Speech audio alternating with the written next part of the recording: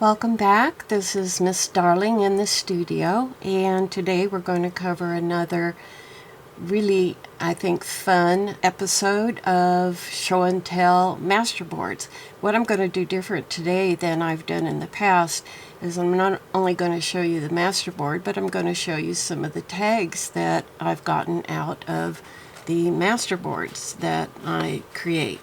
And it's a wonderful way to make tags, postcards, bookmarks, art cards, and other ephemera that you cut out of a main masterboard. And by making a photocopy of it and then cutting up your photocopy, you retain the main masterboard intact and then can use it again for multiple purposes as you choose. So that's what you're going to see today. And before we get started, let me just first quickly mention, if you're not a subscriber, I hope that you will subscribe right now and click the notification bell so that you're notified of future content that I post. And be sure and check my Etsy shop in the description box below the video for additional resources that will help you in your crafting no matter what it is. So, with that said, let's get started.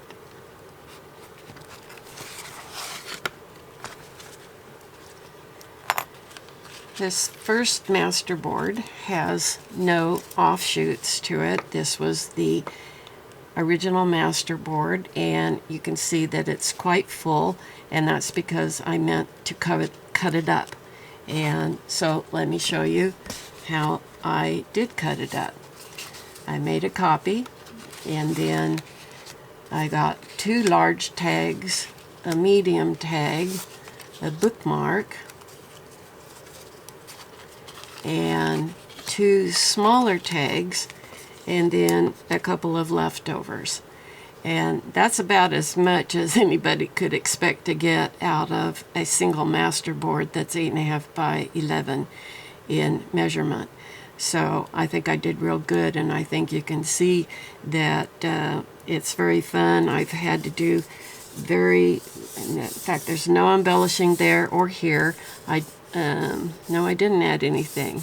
I haven't added anything to any of them. So this is exactly what I got out of this. And I think that's great.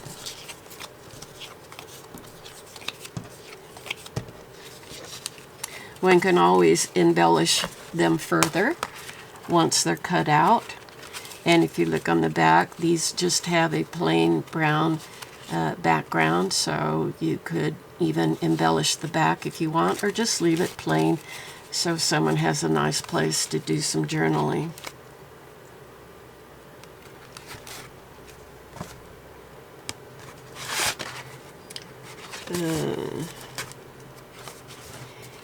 This is a masterboard that I made in the very first video I ever posted on the channel. It's a diagonal style, and if you haven't seen that, be sure and watch that video. It shows you exactly how I made that. And then off of this, I embellished a copyboard and got this, and this is designed to be folded or cut in half for 2 pages. It could be a cover and a back cover, or 2 interior pages to a journal. And then here's the same masterboard embellished in a different way. This is just, some tissue paper with these floral designs on it that's been laid down on a copyboard, and you see that that could make 2 wonderful looking pages as well. So this is an offshoot, and that was an offshoot, and both of them are offshoots of the main masterboard, which is this one. Oh, I have even more off of that. But let me just take the first one, and this one I had clipped separately. This was a copyboard, and you can see I embellished it in different ways than I had in the others, and I put a lot more on this time because I wanted to cut this one up. So let's see what I got from it. I always try to get at least 1 large tag, And in this case, I got 2, and a medium-sized one, a bookmark, another medium-sized one, and a couple of small pieces that could be small art cards or could be used to embellish further. So you can see it's a wonderful way. They're very fun. It's always a surprise as to what you get. And to get the most out of your masterboards, you really need to be using acrylic templates. And if you don't know what I'm talking about, you need to watch the second video that I ever posted to the channel. I teach you how to make your own custom acrylic templates. And it makes cutting out tags so much quicker and easier. And okay, I guess that's it for that.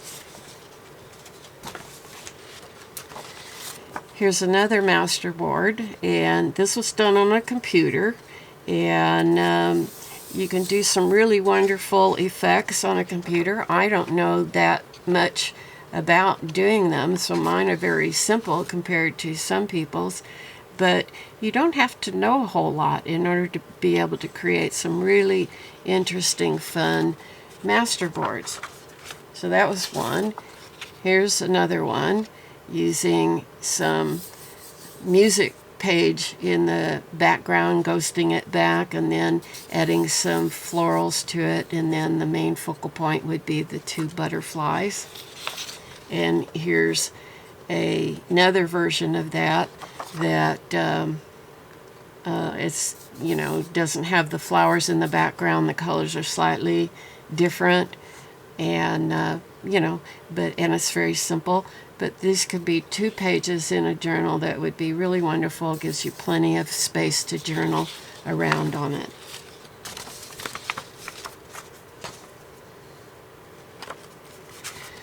I recently did a video on Modigliano, and this was the first in the Masterboard Theatre series that I'm doing, and where I tell you a story about a old master artist that's very famous, and I chose Modigliani. He's my favorite portrait artist, and so this was the masterboard that I created, and it you know, features 2 of his paintings that I like a whole lot. And then I also briefly showed the masterboard that I made to be cut up. And so I want to show you what I got out of this masterboard. And to do that, let me show you the journal that I had made several months ago on Modigliani. And I wanted to add more ephemera to the inside of it. And so this particular journal has 2 ties, one for the pages and one for the whole thing all together. And so within this journal, I added some tags that I had already, but these are 2 of the tags that I got from this particular masterboard I just got through showing you. And you see how fun and wonderful those are. I sewed around them and, you know, put some twine on. This was a tag that I had made several months ago.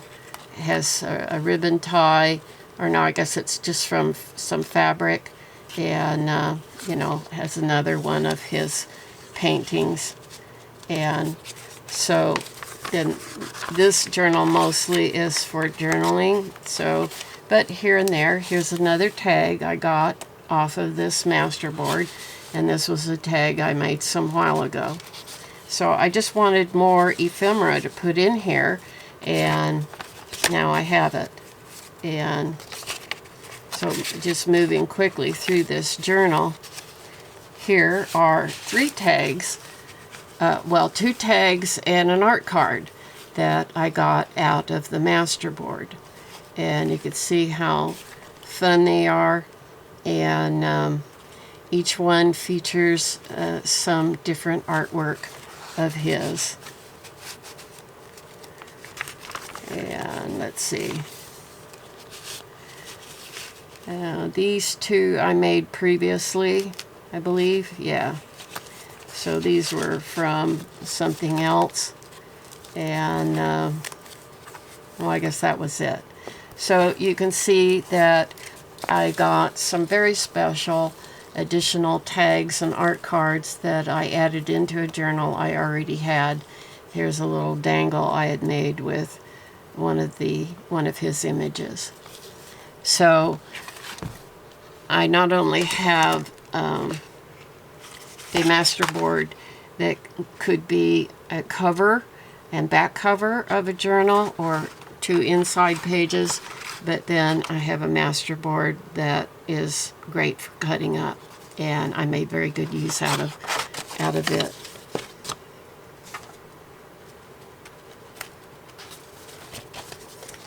I have a journal that I made that focuses on antique cars and antique machinery, and here was a masterboard that I made on the computer. You can see the car in the background, some gears, some flowers, and some ladies there that I used to make this into either a cover or 2 pages inside a journal. And here's a offshoot of that where the jalopy is still there, the gears are still there, the flowers are still there, but the ladies have disappeared, and it's a little more simplified version. This is probably the first one I made, and then I added to it in that one. And here you can see a different vehicle in the background with flowers and butterflies added. And so these are the wonderful types of things you can do with a computer image software that allows you to do lots of fun things, and you don't have to know a whole lot about how to do it to create some really lovely, interesting masterboards. Here's another one I made in that series. You can see another old vintage jalopy in the background there, and some more flowers, ladies, added some bees, and here's another vintage car down here in the background. And so, by layering layer upon layer upon layer, you can just really create some interesting things. This could either be a 2-pager or could be cut up as well. I think there's enough on there, but I guess if I was going to cut up, I would make a photocopy and then add a little bit more, maybe in here and down here, before I cut it up. Anyway, to each his own, and for some people this might already be too busy.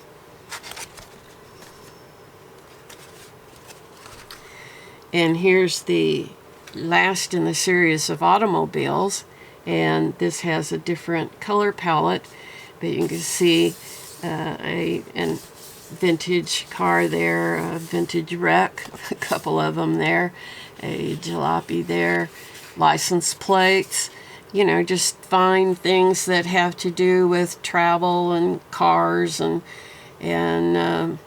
whatever, and throw them together. And this again was done on a computer and turned out very fun. And here for that same journal, I was dealing not just with vintage automobiles but vintage machinery, and so I took a look and found imagery that I could use of old-fashioned sewing machines, and I've got some of that in the background along with this vintage clock, and and there's another one over here, and added a few butterflies in there, and just made it fun. This could be a 2-pager. If you were going to cut it up, probably want to add a little bit more in some of the more sparse areas. And then here was another one of the vintage sewing machines, showing a couple of ladies down here sewing away, and some butterflies and a few florals and whatever. So, you know, it's just really fun to play around. If you don't have computer editing software, I would encourage you to get some, because I think you'll find it a lot of fun, and really stimulates your creativity and gives you a whole range of things that you can do to create a masterboard that you cannot do with the old-fashioned cut and paste method.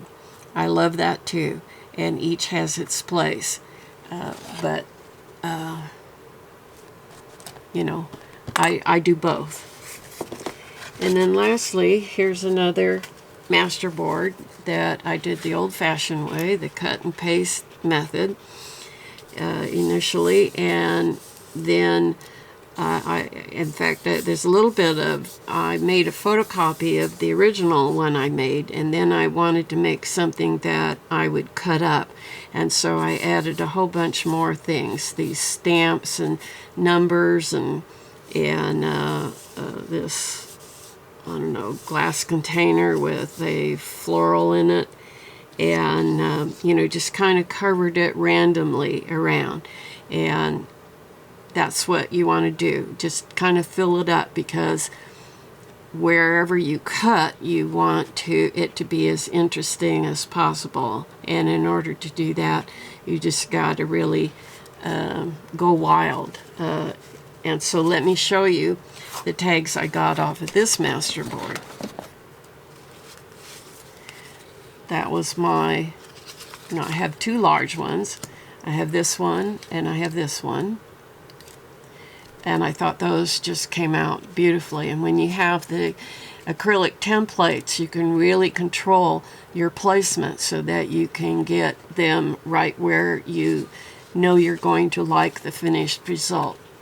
This was a long, thin one I was able to get, and then this was a shorter, plump one, and then I got a little one. In fact, I got two little ones, and then these are my leftover pieces, which could be small art cards or used to embellish with. And I didn't do any embellishing to any of these. So I think it's fantastic when you wind up with ephemera that is so varied and interesting on its own. You don't have to do anything more to it except, you know, maybe ink around the edges and put your holes in your jute or ribbon ties, whatever you're going to use. I think that's fantastic. These are maybe a little thin. I probably will glue them onto another piece of cardstock so I get a little bit more sturdiness in there. And that will also make my eyelet secure better. If you're trying to put an eyelet on and it's very thin, it's just not going to, you're not going to be able to get enough pressure on it to have it hold in place securely and not flop around or even fall off. So you do need to make sure that your tag is thick enough.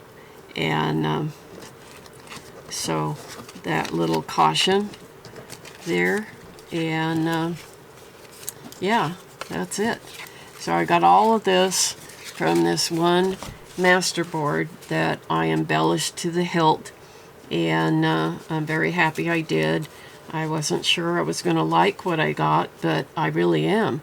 In fact, it turned out to be some of my favorite tags that have come out of a masterboard. So that's really nice when that happens. So that'll be it for this video, and I hope I've inspired you to make a lot of your own masterboards and you know, just have fun. And I may have some of these available for purchase in my Etsy shop, so if you're interested, be sure and check there. I don't know at this point what I will actually put up for sale, but I do try to make at least some of them available. And so, again, if you found this content helpful, I hope you'll give the video a like, make a comment, and by all means subscribe and hit the notification bell so you'll be notified whenever I upload again. I try to upload 2 to 3 times a week. Anyway, thanks for being here, for sticking with me, and I hope this has been helpful to you. I've enjoyed it. And so at this point, this is Miss Darling calling this a wrap. Bye-bye.